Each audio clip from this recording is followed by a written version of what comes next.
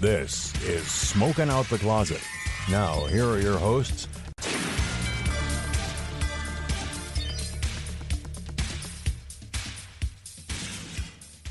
Hey there, Pittsburgh. It's that time of year again. Smoking Out the Closet is going to be sponsoring the Pittsburgh Cannabis Festival for the third year in a row. The Pittsburgh Cannabis Festival is a wonderful event where people come together to enjoy everything about cannabis. Representatives from cannabis companies, local glass shops, hemp-based companies, and many more will be there. Don't forget live music and local food trucks as well. The Pittsburgh Cannabis Festival will be at the Allegheny Commons Park, August 11th from noon to 5 p.m. Come join the festivities for the fourth year in a row.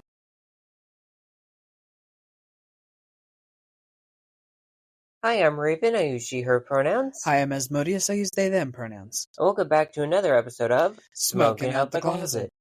For those of you who are new or just joining us, we are a queer podcast. Pun intended. It talks about cannabis, The LGBT community, and everything in between. and beyond. So welcome. Welcome.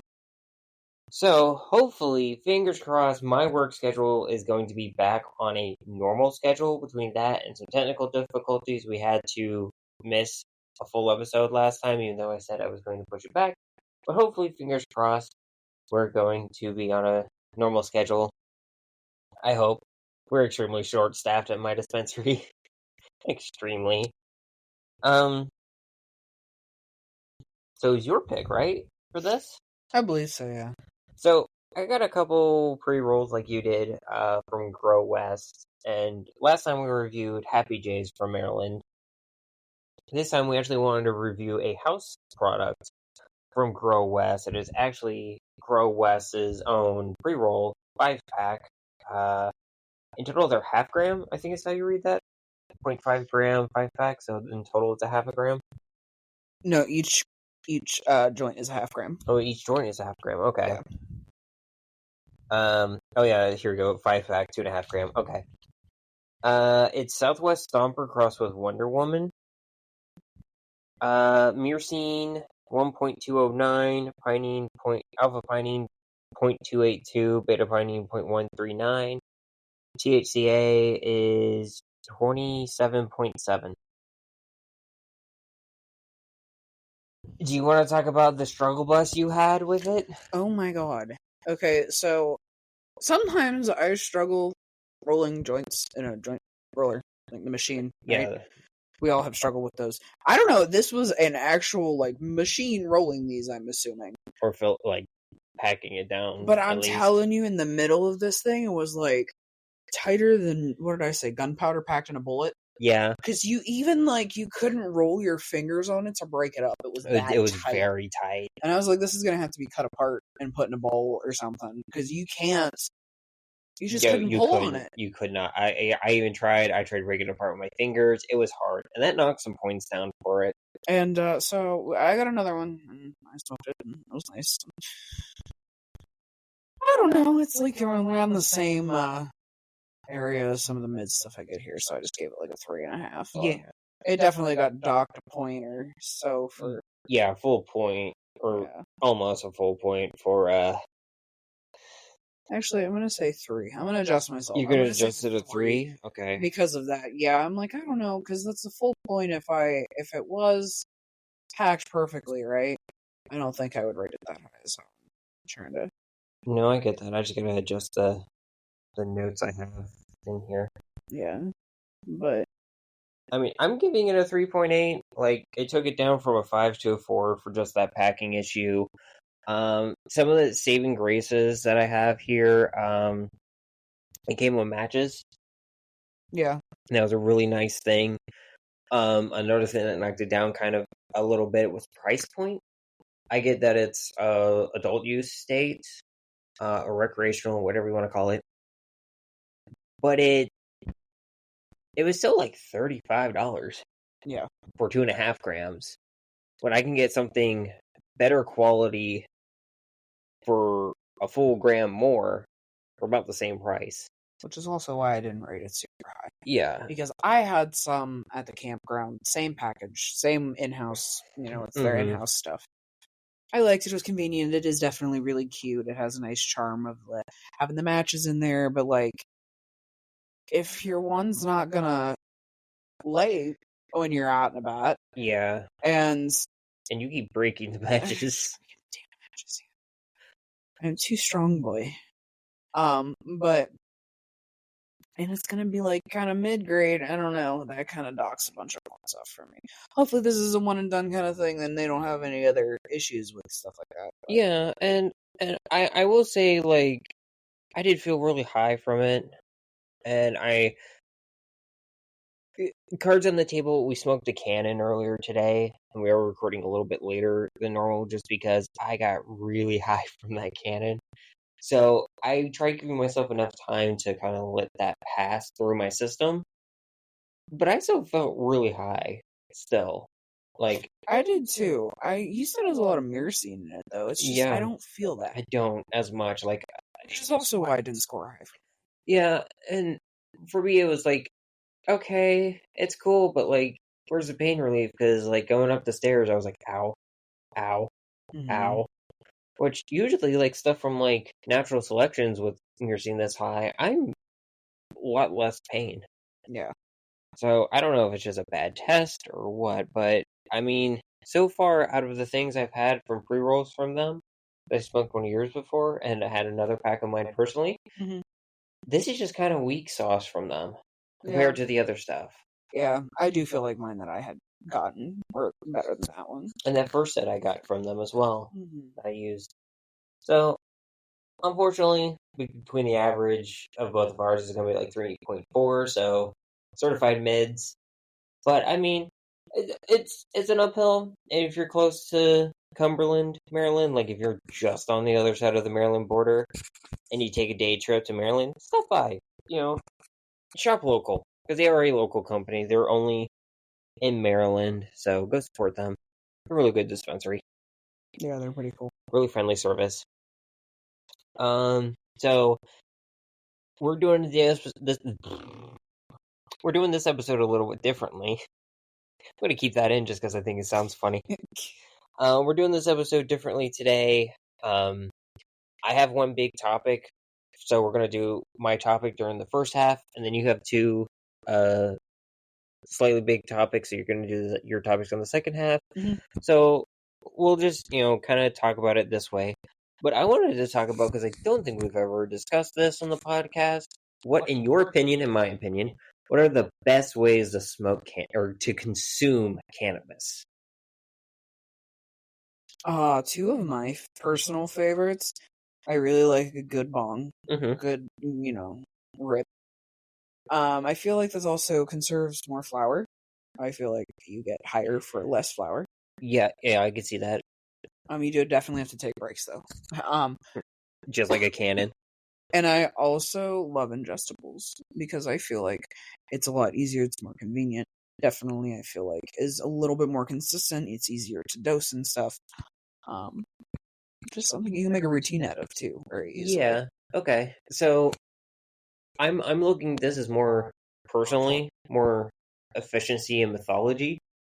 No, that's not the word I want. Methodology. Like methodical. Sorry. I'm high. Don't mind me. I never do. Rude. Anyway. Hey, I don't mind you. You don't get on my nerves, I don't mind you. I mean, I don't know. I feel like that was not a... I'm picking chicken. You're picky.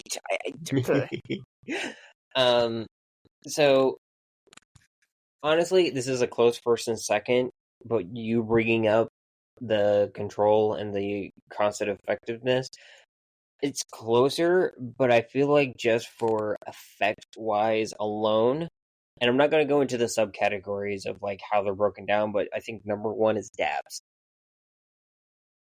Because you can control the temperature, it breaks down certain terpenes and cannabinoids differently when you control it, especially with an E-rig. Like if you got a Puffco or I forget what we got. Dr. Dabber. The Dr. Dabbers. I actually couldn't remember the specific model. Evo 3. Huh? Evo 3. Evo 3? Thank you. You're welcome. Don't trust my short-term memory. It's garbage. I can't tell you if I told you a story or not already, but I can tell you what dab rig I have at home. I don't know why.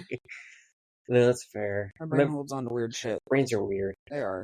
But like you have like a Dr. Dabber Evo 3 or the IQC from Da Vinci, or you have a PAX dab device, like any dab tool, especially if you can control the temperature,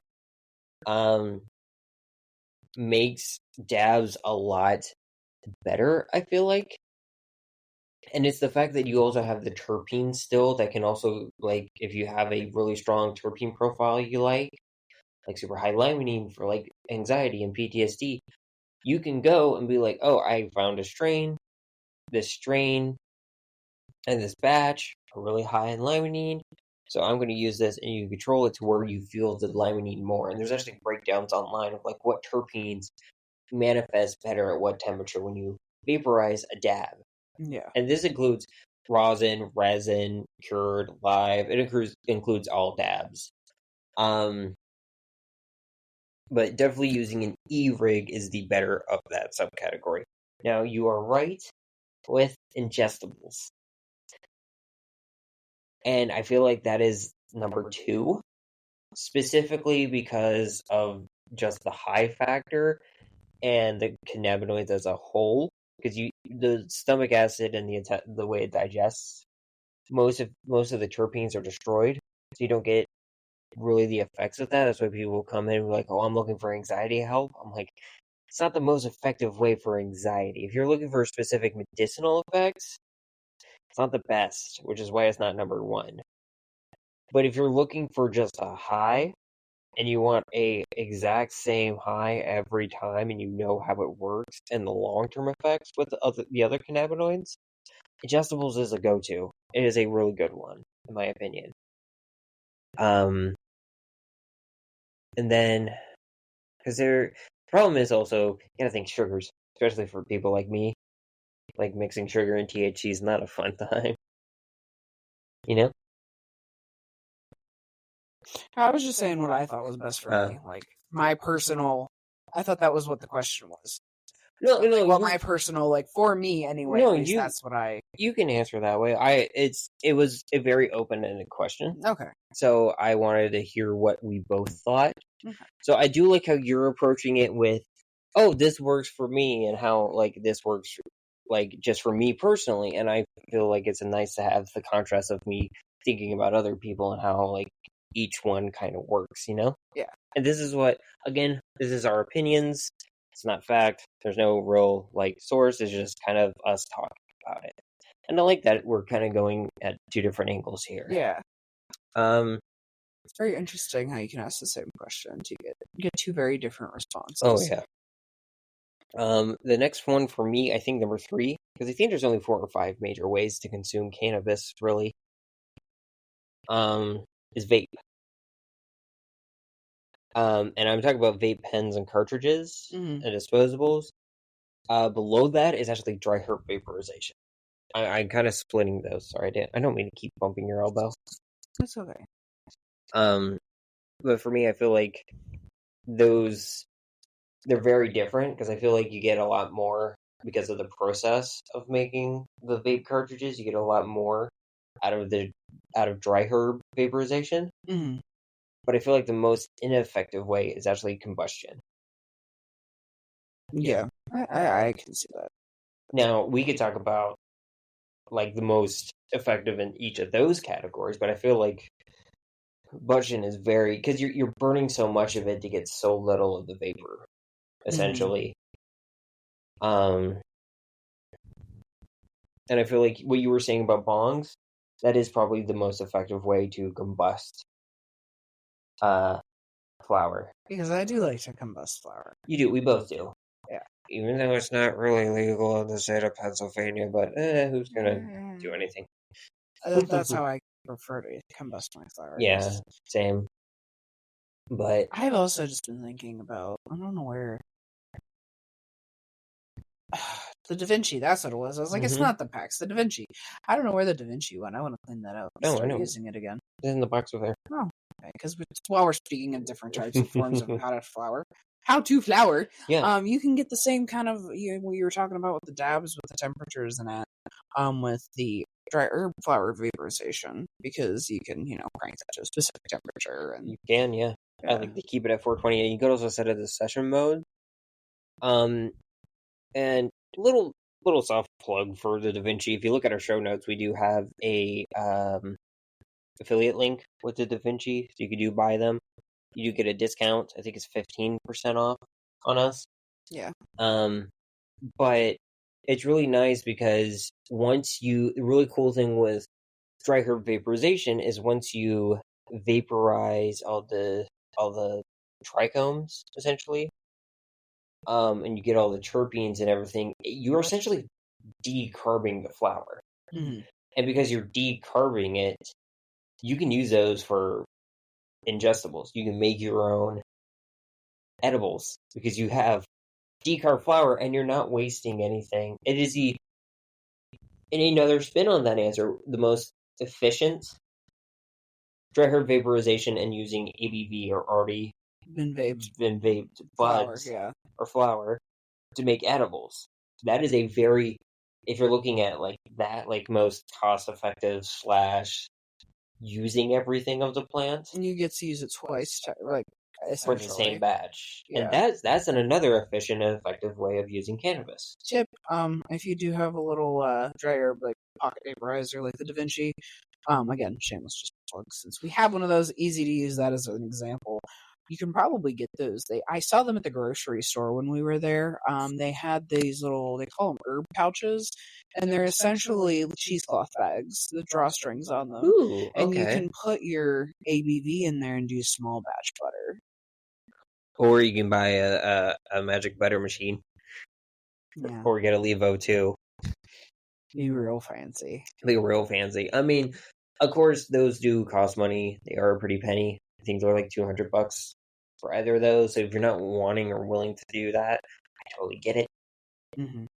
But if you're going to end up making large batch stuff, I definitely recommend both the Levo 2 and the DaVinci. Or not the DaVinci, the Magic Butter Machine. Magic Butter Machine. And I'm saying both because I've had experience with both. I personally have the Magic Butter Machine, but my mom has the Levo 2 when she was using cannabis. Mm-hmm. And holy crap, Mom's edibles were strong. Yeah, those were good. I kind of want to get the Magic Butter Machine out at some point. Oh, we should do that soon. We absolutely should. But yeah, honestly, and now here's the thing is, we didn't. I'm counting tinctures in with ingestibles, but it's really when you're making ingestible, like if you're making ingestibles or anything edible, you gotta be really careful with that math.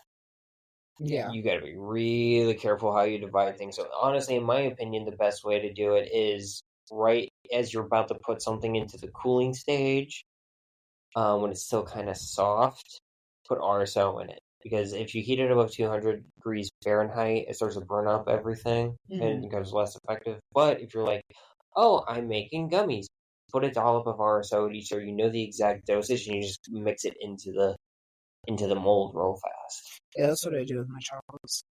Or chocolates, yeah. Pardon me. But yeah, it's weird, and ingestibles are very weird too. I will say, which is kind of why I took it down a little bit from number 1 to number 2, because it depends on the methodology. I keep wanting to say that word. Why do I want to say the methods like that? Why do I want to say how fancy and posh? I don't know.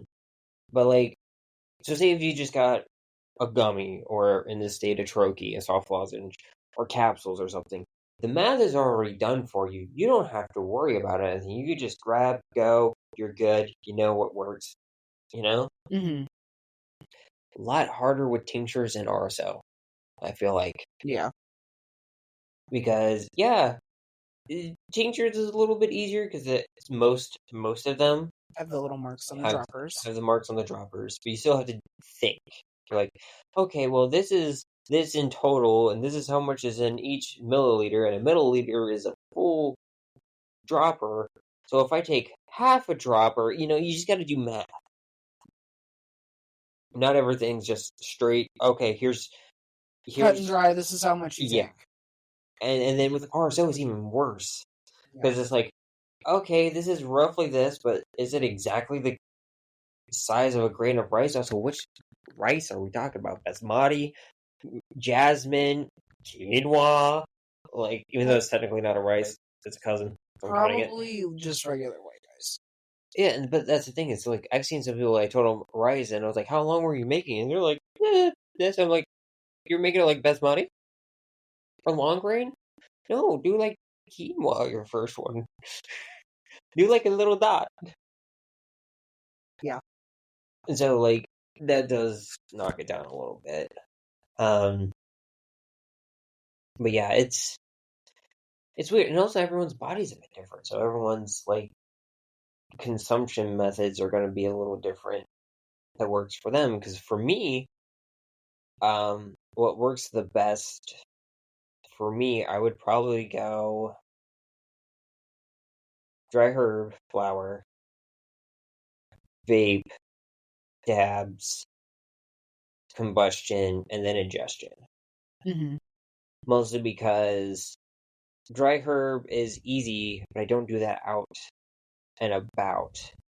Dabs and vapes are easy, but vapes are actually more easy for me to do while I'm out and about, like I'm at work or I'm walking to the post office or whatever, like, because it's so inconspicuous. Mm-hmm. And that raises it up a bit for me.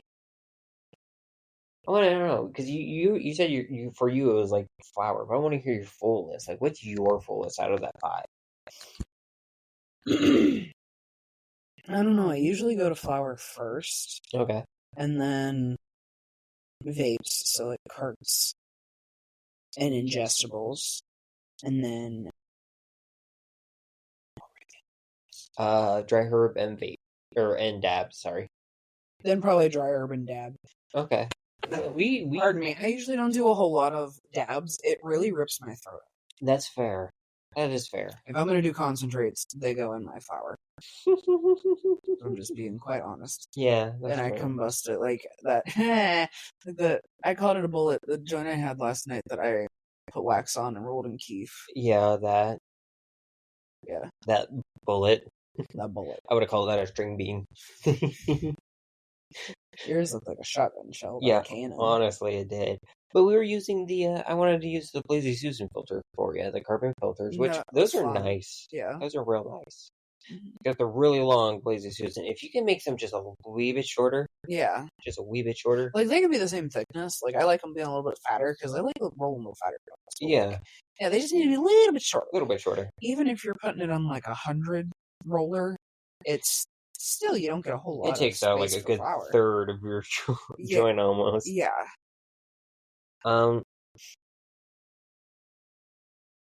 So, do you want to break? So, okay, for like vapes, because like dry herb vaporization is just dry herb vaporization. You can only go so far between just getting like a little G pen, which those suck. Those are the worst ways you consume it. Those are horrible. If you're dry herb vaporizing. Like, one, you can adjust the temperature at least. There's not really much up from there, you know? Yeah.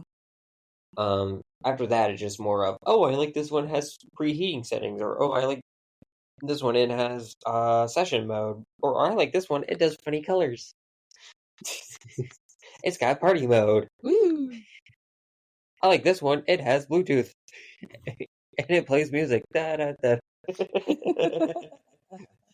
But like, there's only so much room you can go from dry herb vaporization, but vapes and dabs follow a very similar movement because you got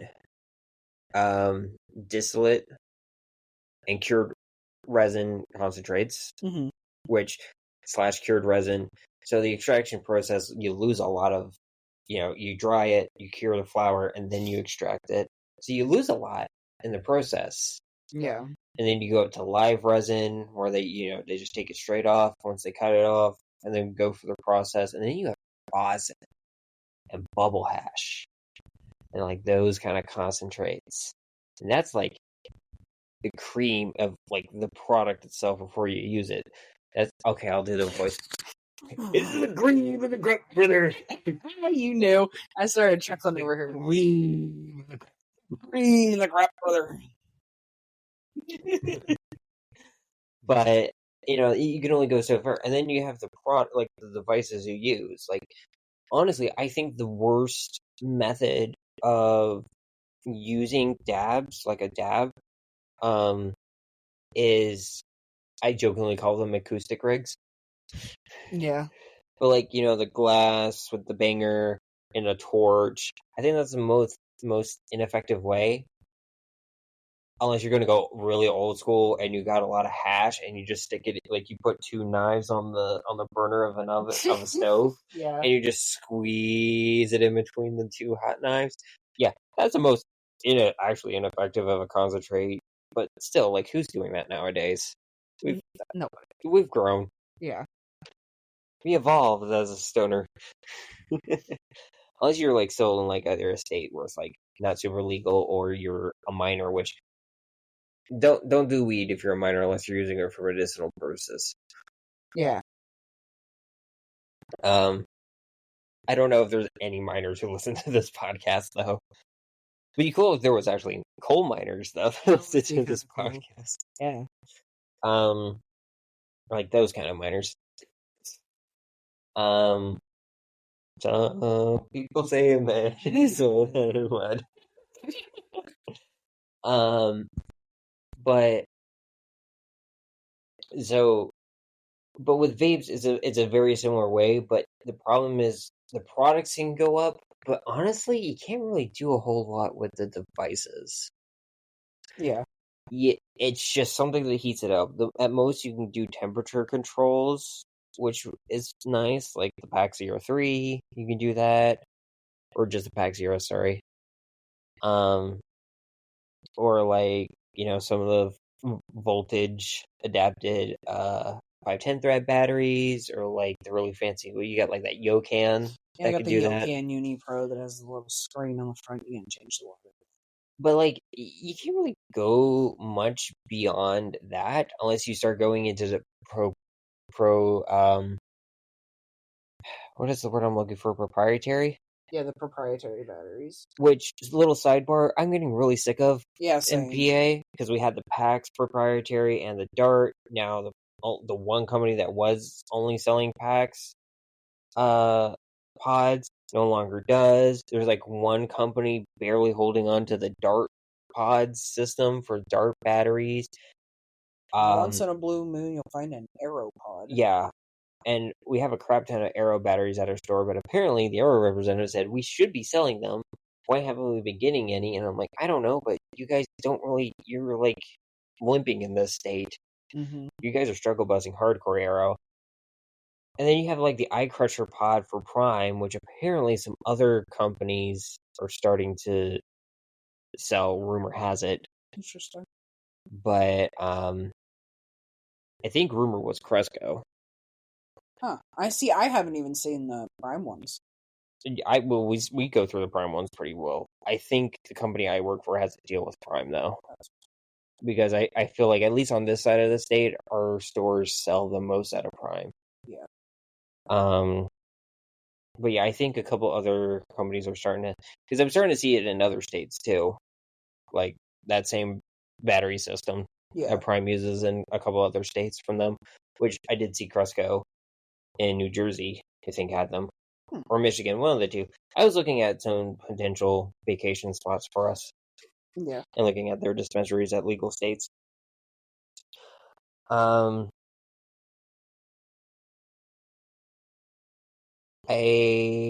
we go through all the the levels of efficiencies? Like what's better in each subcategory? Ingestible, yes. Dabs and vapes, yes. Dry herb. Yeah. Flower. Yeah, okay, cool. Yeah. So, is there anything you want to add before we go on break? I don't think so, no. Okay. I want to say something. To any MSO in the state of Pennsylvania, stop with the special batteries. Yeah, cut it out. Cut it out. Like, even your representatives don't like it. Like, when Select, with their battery system came out. Click pod. Yeah, the click pods. Like, even the people who were, like, basically the reps for the state were like, why are we getting another Why? proprietary battery? It doesn't work. They don't work in the state. No. Everybody just ends up with a bunch of fucking batteries you can't buy pods for. Mm-hmm. And then you know where those batteries end up? The landfill. Well, break time? Yeah. All right. We'll be back after a quick message.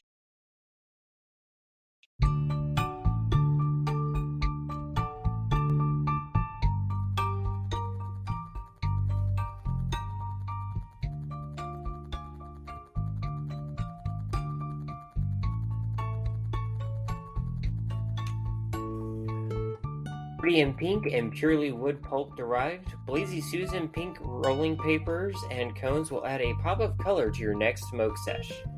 Their classic pink papers are naturally dyed, vegan, GMO-free, and food safe. They contain no amounts of heavy metals or pesticides unlike other paper producers. Care about what goes in your lungs with Blazy Susan papers and cones. Use promo code BGSOTC20 at checkout to get 20% off with your friends at Smoking Out the Closet. Plus, get free shipping on orders over $50 in the United States.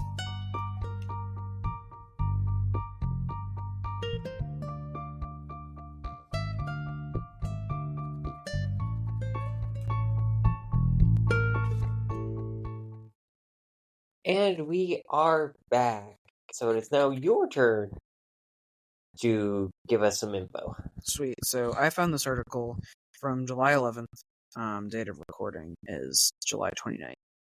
Senators approve a bill to let VA doctors recommend medical marijuana to veterans in legal states. Ooh, yeah. This is from our friends over at Marijuana Moment, which they have this really cool graphic of looks like army camo, but there's also weed leaves overlain into the back of it. Oh yeah, the old woodland camo. Yeah. A key U.S. Senate committee has approved a spending bill with a new amendment allowing doctors at the U.S. Department of Veteran Affairs to discuss and recommend medical marijuana to patients living in legal states. The Senate Appropriations Committee passed a cannabis amendment from Senator Jeff Markley, Democrat of Oregon, in a voice vote on Thursday, also advancing the overall legislation, which provides funding for military construction, veteran affairs, and regulated agencies for the 2025 fiscal year. The only healthcare system in America where a doctor cannot discuss medical marijuana with patients is in states where it's legal is the veterans system, Merkley told panel. We're discriminating against our veterans, and this is really unacceptable. I will say they can talk to their doctors about medical marijuana, at least here in PA. I have talked to my VA team about my medical marijuana use. They note it in my file. They don't have, I think it's some doctors still out there today will say cannabis dependency. They'll just say prescription medical marijuana, and they will ask me, how's that working for you? Great. All right, keep it up. That's it. That's the conversation. They can't do anything beyond that, but they will kind of talk to make it seem like, okay, is it working for you at least? All right, keep doing it then. Yeah. The committee has approved the amendment and every single markup since 2015 for the last decade, because we want to have our veterans have the same fair access to the full range of medical advice that every other individual in America already has, we said. Yeah, honestly, we should. Because for a minute there, I was trying to get the company I work for to kind of help us get veterans their medical card. And that's how we ended up finding Balanced Veteran Network. So shout out to those guys again. Yeah. Last year, the Senate Veterans Affairs Committee approved another bill to direct the VA to carry out studies into the therapeutic potential of marijuana for military veterans with certain conditions, marking the first time that standalone cannabis legislation has ever advanced through a panel in the chamber. But Senate Republicans blocked a procedural motion to move it to the floor, so, business as usual, it looks like. Wait, hang on, go back up a second. That part. The coalition of more than 20 veteran services and organizations sent a letter to congressional leaders in 2022 to urge the passage of a marijuana and veteran research bill before the end of last Congress, but that didn't pan out either. Because I know the American Legion's been really pro with that, surprisingly. And of course, obviously, Operation 1620 with BVN. But, like, it's a lot of veteran organizations are seeing the benefits of the medicinal side of cannabis. And honestly, it should already been kind of a thing with, like, hey, if you live in this state, let's just do it, you know? Yeah. Bipartisan House and Senate lawmakers have also filed bills to legalize medical cannabis for military veterans. Excuse me. The legislation would temporarily allow veterans to legally possess and use marijuana under federal law, as recommended by doctors. In accordance with state law, physicians with the U.S. Department of Veteran Affairs would also be allowed for the first time to issue such recommendations. And you can read it has the full amendment adopted by the Senate Appropriations Committee and are attached here. Which is a bunch of legalese, which is never fun to read. It's really boring, and I'm not gonna bore you with the details because I'm gonna tell you I didn't even read it. But yeah, this would be a great benefit for the VA and veterans, because I'm not gonna lie, some of these doctors who authorize the what's the word? The documentation they have to give to the state and PA. Certification. Yeah, the certification, thank you. They prey on some of these medical patients, and some of them are older veterans who don't know better. Because, like, I've had a vet come in, like, really early when I was working for the company. They're like, oh, I paid $300. I'm like, excuse me? What? Yeah, $300 just to see that doctor. No. Did he give you the diagnosis? No. Just filled out the paperwork. I had all the diagnosis and stuff. What the fuck? Come again? So, don't pay more than $50, maybe $75 if it's your, like, first time getting a card. But don't pay more than that. Yeah. And, like, hey, so it'll be a lot better, because then the VA will be like, oh, this is service connected. Guess what? You don't have to pay a penny. We're doing this all for $3.99. Yep. Oh my god. What? I just had a really, really evil idea. I want to make some chocolate. Infused chocolate. Make them different colors. And get Crayola crayon molds. And just give it to a Marine with their medical card. All red ones. Oops, all red ones.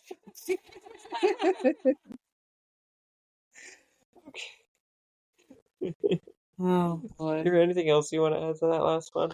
No. I have another article, though, I wanted to talk about. I'm so sorry. That cannon earlier has ripped and fucked my throat. I'm sorry. It's okay. It was great. There's still some of it left down there, too. Mm-hmm. Another article from our friends at Marijuana Moment. This one was published July 10th. Legalizing marijuana leads to, quote, substantial decrease in intimate partner violence, study shows.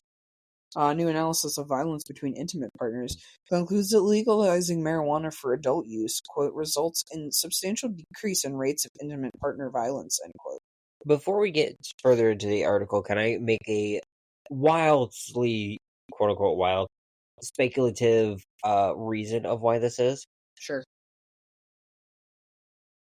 Well, it has been already, we talked about this before, in states with adult use have seen a lot less alcohol consumption, especially those in alcoholics, and alcoholics using cannabis to recover from alcoholism. Alcohol is a pretty big component, sadly, in domestic violence. Mm-hmm. So is it because of, like, the lack of drinking, in essence, that is helping this? Well, let's see. The finding also indicates that recreational cannabis legalization, quote, substantially impacts the relationship between heavy drinking and intimate partner violence, possibly as a result of people substituting marijuana for alcohol. You're so smart. You know what's up. Author Samantha Jean Baldwin, a Georgetown master of public policy student, wrote in the thesis that findings are, quote, surprising, saying the links between recreational marijuana legalization and IPV require careful consideration. As marijuana use is a known risk factor for IPV and legalization of recreational marijuana typically increases usage, RML could be expected to increase rates of IPV. What's IPV in this article? It is intimate partner violence. Okay. So wait, is it saying that? What was that? There are gross so many abbreviations. Yeah. Hold on. Recreational marijuana legalization could be expected to increase rates of IPV. Baldwin wrote, adding, reduced alcohol use could complicate this relationship if marijuana acts as a substitute to alcohol, as alcohol consumption is a greater risk factor for IPV than marijuana use. Any reduction in alcohol consumption would lessen the impact of RML on IPV. Okay, that makes sense. Because for a second it sounded like they were saying, like, oh, well, marijuana causes, people to go crazy and smack their partners. No, it was the concern of it, the use going up for it to possibly go up, but also marijuana has a less risk factor of intimate partner violence than alcohol does in the beginning. So any substitution of marijuana for alcohol would decrease IPV. Yeah, okay. And honestly, if you're looking at it in a medical sense, the dependency on cannabis versus the addiction to alcohol, that's a better thing, I think. Because, alcohol is one of the few where going cold turkey will literally kill you. It will. With the withdrawal. The substance will kill you, and the withdrawal will kill you. So if the alcohol doesn't kill you, the withdrawal will. Yeah, and cannabis is like coffee. It's like, oh god, I have a headache and I'm irritated. Yeah, that's about it all you get. You get grouchy pants for a couple of days, you have a headache, and you're like, okay, I'm fine. Like going off a medication, Yeah. The analysis also found that legalization of recreational marijuana resulted in 56.6 fewer reported incidents of IPV for 100,000 people. The results of this analysis showed that RML actually reduces rates of IPV, the paper says. However, the reason for this is this unexpected result requires further study. So they want to make sure it's causation, not correlation? Yes. Okay, I mean, that's fair. Existing literature suggests marijuana and substance use generally are correlated, with higher rates of IPV, Baldwin wrote. One might thus expect legalization, which has been shown in some studies to increase cannabis use among legal-aged adults, to increase rates of IPV. However, the fact cannabis may serve as a replacement for alcohol, which has far stronger association with IPV, means the net effect of legalization of marijuana was to lessen violence. Well, yeah, but also all the previous articles talking about, which is from like the 60s and earlier, reefer madness was 100% reefer madness. Most of the medicinal studies we've gotten out of cannabis was from like the 90s, and that was California predominantly. So like, yeah, having adult use is showing stuff that's now beating what used to be the past with that bias study bullcrap. The prohibition of marijuana historically may have also played a role in the trends, Baldwin pointed out, writing that because marijuana has been illegal for recreational use until the past decade, those who used it may have been more impulsive and more likely to engage in risky behaviors on average. Okay, that's fair, but that feels like more like correlation than causation. Like, yeah, yes, like, okay, you want to take it to a point like, oh, who sells and uses marijuana in high levels where they were getting arrested?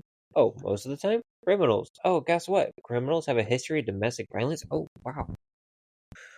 Shocker. Yeah.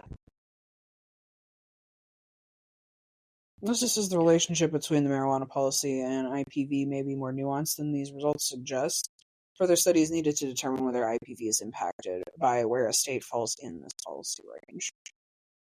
Some past research has also indicated domestic violence falls in response to marijuana legalization. A study in 2019, for example, found that states that reduced penalties for simple cannabis possession saw a noticeable decline in cases where domestic violence victims suffered serious injuries. A 21 study, meanwhile, found that reductions of crime generally after marijuana legalization was being significantly understated because the FBI data is inconsistent and comes voluntarily participation by local agencies. So there might be just a general fall in crime when you decriminalize it, because you have to think. Excuse me, I'm going to dust my soapbox off here for a second. Oh wow, a rare Asmodeus soapbox. You have to think too, because what percentage of people in jail are in there for just simple cannabis crimes? Because they have to have a certain amount of people in these stupid for-profit prison systems, because if they don't, then they don't have enough money to be operational. But the thing about it is that's a whole bunch of bullshit, because then that just incentivizes people to throw people in jail for a fucking plant.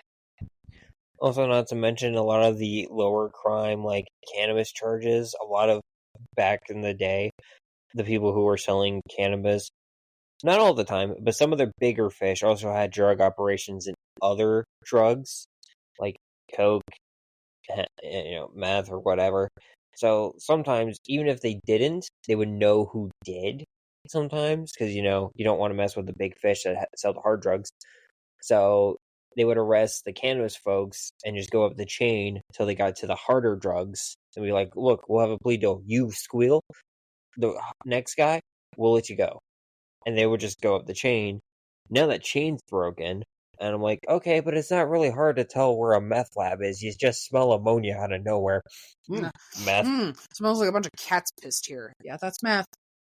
Oh god, can I share the methany story? Yes. So, this scared me hardcore. I was on the bus at the VA hospital, and it was the first time I actually ever smelled meth and knew it. And this lady came out on the bus. She got off way earlier than the VA hospital. But she got on the bus, and I smelled it, and I'm like, oh gosh, I think I'm behind someone who's on meth. And I hope she gets help. Honestly. She was looking pretty rough. But it was weird, because out of nowhere, she's sitting in the seat in front of me, turns her head to the side, and she goes, hi.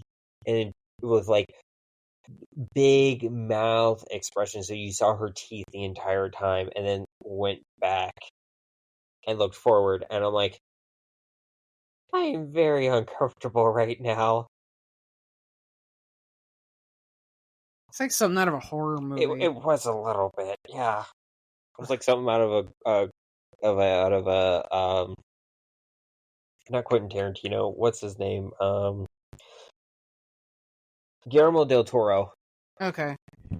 Like some of his like teethy kind of horrors. No, but that is good. It obviously it makes sense. Going back to the topic, it makes sense that cannabis, because, like, I'm not gonna say names, but one of my coworkers, one of their parents was an alcoholic, and I saw them right as they were getting better, like right before they went to rehab, and then when they came back, and then when they started using cannabis to help get over their alcoholism and everything. Mm-hmm. And honestly, they look a lot better. They look a lot better as a person. They have more color in their face. They look less gaunt. You could tell that they're physically doing better and kind of mentally doing better too. Yeah. And of course, cannabis isn't a cure-all plant. Like, it's not going to fix everything. Goddamn, can it fix a lot? Absolutely. Or at least help a with lot. a lot. Is there anything else you wanted to add to those topics? Not really, no. I just wanted to talk about that second one because I know that that's something that's important to you, and I wanted to bring it up and discuss it with you and discuss it on the podcast. No, it's good. So hopefully, more studies will be done. and things will kind of pick up to where they're like, okay, well, here we see more of this going downhill. It's going downhill. We're going across the board, and hopefully, it'll get fully legalized across the country, because that'd be great. Absolutely. That'd be great. Just take it off the scheduling list. That's all I hope.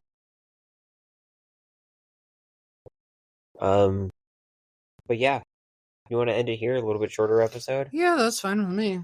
Okay. Again, sorry about missing the last episode. We are trying to get better back into the scheduling. Hopefully soon, just a little peek behind the curtains for everybody. Hopefully soon we will be having a guest on the podcast. Don't know when that episode is dropping. We still have to schedule an interview time with them. But hopefully soon we'll have a guest on the podcast. A small shameless plug, even though there probably was one in the middle, beginning, and whenever of this episode we throw them in there. Cannabis Festival is right around the corner. I don't want anybody to forget, because I almost did. Not to forget, because it's a really cool event, just because time goes really fucking fast. Yeah, it does. It is already July 29th as of recording this. You have the less than 2 weeks when this episode comes out until the Cannabis Festival. Mm-hmm. I don't know if anybody has seen... Who was that? Keeping It Glassy that's doing the joint rolling contest. They're doing a joint rolling contest. I know, Curated Flame. Oh, it's Curated Flame. That's the one I need to go to their actual in-store shop. I was trying to think of them the other day. But go sign up there if you like to roll crazy looking joints, and set your calendars accordingly. But yeah, no, definitely August 11th. It'll be at the top of it, as I usually do. I put it at the top of the episode right after your uncle does our intro. Yes. Which, shout out to Uncle Steve. What's up? But yeah, it's usually at the top, and then we'll go into the episode. But still, yeah, check us out. We will be there. I was gonna get us stickers, and then the whole sticker mule thing happened, and I'm not getting stickers from them. So, no, not doing that.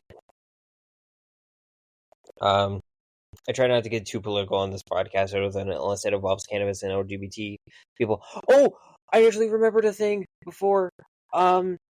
This happened right before the episode. I didn't make a note about it, but I saw it on Twitter. J.K. Rowling tweeted, speaking of political and LGBT stuff. Ugh. The UK officially blocked puberty blockers for minors. Or specifically, puberty blockers for the use of gender euphoria or dysphoria for minors. Yeah.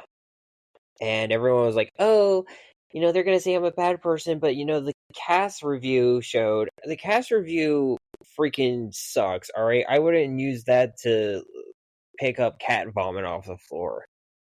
It sucks. It's... Oh, you need to do double non-blinds, and we're only going to review certain people that fit our study bias. You have a bias with that study.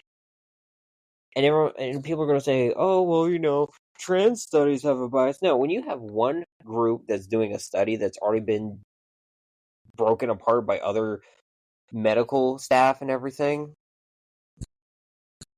and saying, hey, this was done not right, and they have an agenda behind it, versus where there's a bunch of studies that are like, hey, we're just going to do this blind.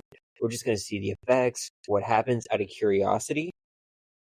You have one review that goes against a crap ton of medical institutes and everything, and you're saying, oh, it's the woke ideology. Grow up. And for those of you who, I doubt we have a lot of people who listen to us in the UK, but we do have 2% of our total listeners, at least through the data on Spotify, that are from the UK, so hi, probably my cousins across the pond, like literally my cousins. I am so sorry, and I'm so sorry that NHS, which the big the government medical system, has a 10-year wait list for people to get on their HRT. So yeah, not moving to England. Brexit got everything all screwed up. God. But yeah, fun. So yeah, I like I said, I try not to get too political, but this year sucks. For so many reasons. For so many reasons. This is as political as I'm going to get. Go fucking vote. I don't Yeah. care. Just go vote. Do it. That's what I'm going to say. Yeah, go vote. Just go vote. And let that old adage, you can't bitch if you didn't vote. Exactly. So go vote. Go vote. And on that note, once again, my name is Rayven. I use she, her pronouns. I'm Asmodeus, I use they, them pronouns. And this has been another episode of Smoking Out the Closet. Bye!